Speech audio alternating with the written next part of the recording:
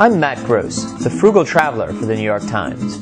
This summer, I'm embarking on the grand tour of Europe. Over 12 weeks, I'll seek out ancient history and contemporary culture. I'll find cool hotels and eat memorable meals. And I'll stretch the US dollar to the breaking point.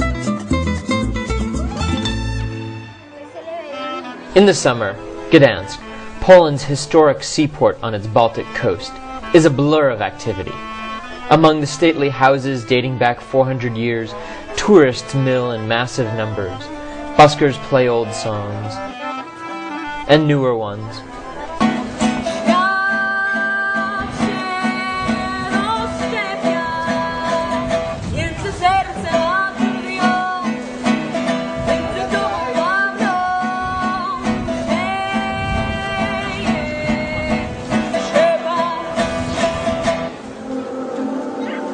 And every once in a while, something sort of weird happens. This was a performance by Les Sages Fous, a theater troupe from Canada, who, in the middle of Gdansk's medieval Gothic old town, discovered a strange undersea world. Les Sages Fous comes to Gdansk as part of FETA, the International Open Air and Street Theater Festival. It launched in 1997, the year Gdansk turned 1,000 years old, and has been going strong ever since. This year, the theater groups addressed the big issues facing humanity, everything from insomnia to climate change. At least I think the Danish group Luxus was addressing climate change. 6 wedding guests survive a flood that wipes out the entire world, and are stuck on a rooftop with nothing but champagne, cakes, and each other. Will the human race survive? Likewise, the group performing Sławomir Broziek's The Emigrants mixed fun with a message. We are still talking about Polish emigration, about types of emigration, what for we emigrate from Poland, why, etc., etc. Yeah, it's a beautiful environment for street performers. Unfortunately, I was staying at the Villa Jolanta, a nice apartment house that was nowhere near this beautiful environment. So every morning I had to walk through the wilderness to catch the tram. To get a better view of this beautiful environment, I hiked up Gradowska Mountain and met Jan Daniluk, a history student and guide. It's a really beautiful view. It's the highest point in natural. Oh, careful.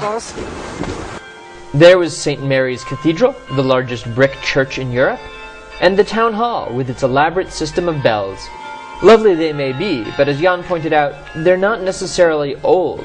Unfortunately, the horrible things from the Second World War, Gdansk was destroyed in more than 90%. Almost all these buildings were reconstructed after the Second World War. Reconstruction is still going on, especially now that Poland, a member of the European Union, has an economy that's booming. Up here on the hill, Gdansk had just opened its 17th century fortifications to the public. It was the most important city. It was a Hanseatic city in the past, one of the biggest and the strongest cities in the northeast Europe. Gdansk's importance on the trade routes also made it an important center for shipbuilding, a tradition it carried on throughout the 20th century. In the 21st, however, that tradition may not survive. The Gdansk shipyards are facing bankruptcy and possible closure, a sad fate for an industry that spawned the Solidarity movement and eventually brought down Polish communism. For a quick history lesson, I checked out the Roads to Freedom exhibition. The exhibit tries to show what life was actually like under communism. Stores had few products, even toilet paper was scarce, and political activists wound up in jail. But in 1980, an electrician named Lech Walesa led a strike of workers at the Gdansk shipyards that finally forced the government's hand. And though it would be 9 more years before Poland held free elections, Walensa's Solidarity movement had knocked serious cracks in the communist system. Today, with all the tourists around, it's hard to see the communist past. In fact, sometimes there are so many tourists, you want to find your own peaceful corner and hide. And so, with directions from Jan, that's just what I did, accompanied by my friends Monica and Gozia. This church is like how it's built, how it's destroyed. Maybe, But the alley behind St. John's Church was also beautiful and quiet and just about abandoned. An excellent setting for some street theatre. Where were les sages fous when you need them? Dla New York Times, mówi Mateusz Gross, oszczędny podróżnik.